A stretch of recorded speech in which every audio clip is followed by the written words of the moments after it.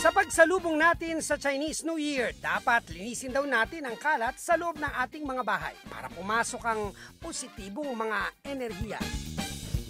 Nakapag-aanyaya rin daw ng swerte ang paso na may pulang bulaklak. Samantalang, ang pagkatanim ng halaman magdudulot naman daw ng magandang simula sa taon. Ang paglalagay ng siyam na isda sa aquarium may swerte rin daw na dulot. Kaya 8, 9 also in numerology is the highest number which continuously or nagbe-bring in ng continuous fortune. Naglibot kami ni Cesar sa Ongpin. Dito sa tindahang ito, mayroon silang tinatawag na Lucky Mag na sumisimbolo raw sa iba't ibang klase ng swerte. Tatlo yan, yung isa ay jambala na image, yan ay para sa swerte sa pera. Yung isa naman ay manjusri, yes, yan ay swerte sa pag-aaral. At yung isa, Mary Simbuda para sa kalusugan yun. Yan, tatlo yan na kalusugan. Kaya parang ganda ng pagkakalagay. Yeah. Ang turo naman sa amin ng tindahang ito na kapag kiniskis daw ng paitaas ang likod ng figuring ito na hugis palaka, tiyak daw na ikay suswertihin. Bayad pera, utang, penge pera. Pera agad yun. Dividendo? February. Maaari naman daw isabit sa bahay ang mga lucky charm na ito para magdala ng positibong enerhiya. This is for Chinese New Year. Lalagay natin to good energy come in para good luck tayo lahat. At sa huling tindahan na aming pinuntahan, mayroon silang tinatawag na Yellow Jambala Wishing Well. Galing pa raw ito sa bansang Tibet at ang paniniwala nila, nagdudulot daw ito ng kasaganaan sa pera.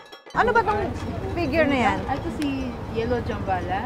Yellow Jambala. Sino siya? Ayan, Ito mayan. yung God of Wealth. Ah! So, every store or every shop, meron tayo isang Yellow Jambala para nagdadala siya ng sorte, especially sa financial, sa wealth, and sa income. Ang lahat ng pampaswerte na binibili sa kanilang tindahan, inilalagay muna sa tinatawag na cleansing bowl para dasalan. Alam ko na wish mo dyan. Ano?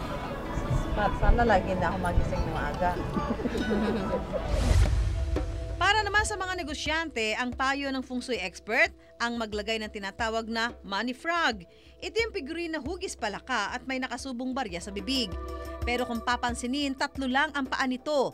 Para kasi sa mga Chino, swerte ang numero 3. Kaya 3 to kasi 3 din symbolizes continuous flow of good fortune. Kaya 3 ang fit niya po, o 3-legged po siya.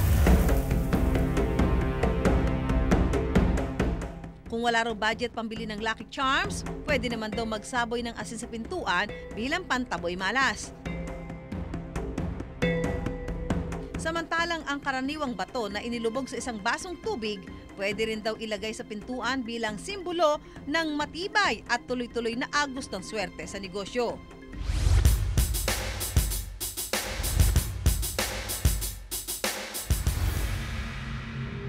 Bukod sa pagsunod sa iba't ibang mga pamahiin, maaari rin daw magdala ng swerte ang mga agimat at anting-anting.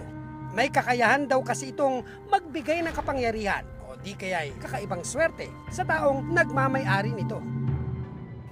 Ito yung pinaniniwalaan na kapag meron ka nito, hindi ka masasaktan, masasave ka sa anumang mga trahedya, something like kapag may nangyaring masama sa ibang tao, hindi mangyari ito sa'yo. Maski nga raw ang ilan sa ating mga bayani, may taglay rin daw noon na agimat o anting-anting. Santissima Trinidad ang tawag sa medalyon ni Emilio Aguinaldo. Samantalang Santiago de Galicia naman ang medalyong araw ni Andres Bonifacio. Pero ayon kay Peter Ukong, senior researcher ng NHI, ang mga medalyong ito wala naman daw talagang taglay na kapangyarihan. Bagkus, iba ang kahulugan nito para sa mga nagsusuot noon. Ang medalyon ay simbolo lamang ng ranggo at simbolo rin ito ng katatagan ng loob. Yung araw, ang ibig sabihin nito, ikaw ay nasa mataas na katungkulan, ito si Bonifacio.